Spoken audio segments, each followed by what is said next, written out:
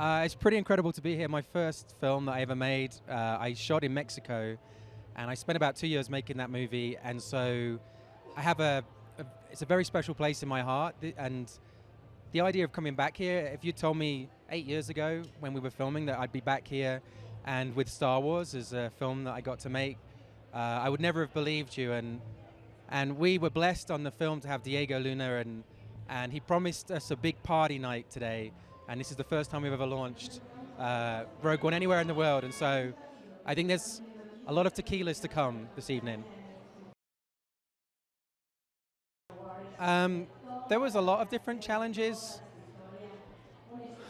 I mean, I think the biggest thing that surprised me was actually having it end, having it stop. Like, we've just finished the movie, and now it's starting to hit me that I'm never going to get to make a Star Wars film again. This was it. And so it was quite sad. It's quite sad to realize, we get to share this with the world now, but this is the end of our journey. And it's been an incredible adventure for the last 2.5 years. And so maybe the hardest thing is letting go, I guess.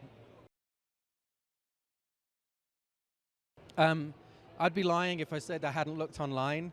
I do look on Twitter and I look on the internet, but to be honest, I feel like I'm one of the biggest Star Wars fans there are. So you can't really make a film for other people. If you do, it's not going to be very good. And so you have to make a film for yourself. And so as a big fan, and everybody on the crew, we were all inspired to get into filmmaking through Star Wars. And so we all trusted each other's instincts and helped each other. And I feel very happy with the film. It feels like it belongs as part of that world that I grew up in. Diego and Felicity are pretty amazing actors. They're very down to earth. This is the thing, is that like making something as big as Star Wars is potentially quite an intimidating. Obviously, this is Diego. There you go. Yeah, making something like Star Wars is very intimidating. Like, there's a lot of pressure, and so we would always joke with each other and mock each other, and had a very good, dry, sarcastic sense of humor.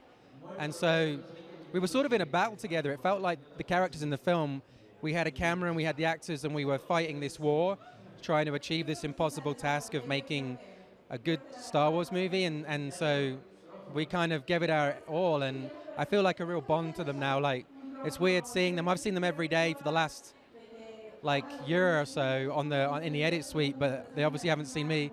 And so it's strange to be reunited at events like this. It's I feel like they kind of become like a brother and sister in a way. Yeah, we tried to make Rogue One so that if you've never seen Star Wars, you can come and watch it. It's not really based on a previous film. Obviously, it links to the original Star Wars, but hopefully, you never know. Hopefully, the idea is that people will watch Rogue One, and then they'll go home and they'll rent or find a copy of the original Star Wars and watch that as kind of a sequel to our film.